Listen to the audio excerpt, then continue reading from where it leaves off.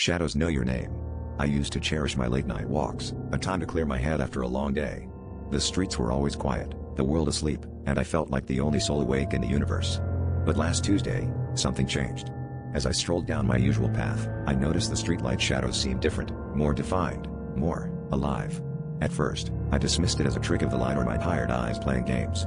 But as I turned the corner, the unnerving sensation of being watched crawled up my spine. The shadows stretched and contracted in uncanny ways, as if they were aware of my presence. I tried to shake off the feeling, but the further I walked, the more persistent the shadows became. They didn't just fall behind me like normal, they seemed to lean in, almost reaching out. My heart began to pound in my chest as I quickened my pace, only to see the shadows mimic my every move, their edges sharp and menacing. It was like they were leading me somewhere, guiding me to an unseen destination.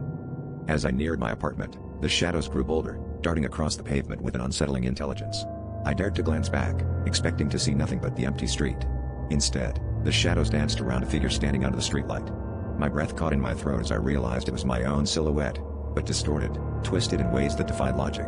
The figure raised a hand, mirroring my own, but its fingers elongated unnaturally, beckoning me to come closer. Terrified, I sprinted the final stretch home, slamming the door behind me, heart racing. I thought I was safe until I glanced out the window, only to see the shadows pooling beneath the streetlight outside. In the faint glow, they writhed and flickered, almost as if they were laughing. I realized then that they knew me, and they had found their way to my doorstep. Now, every night, I see them there, waiting patiently for the moment I step outside again.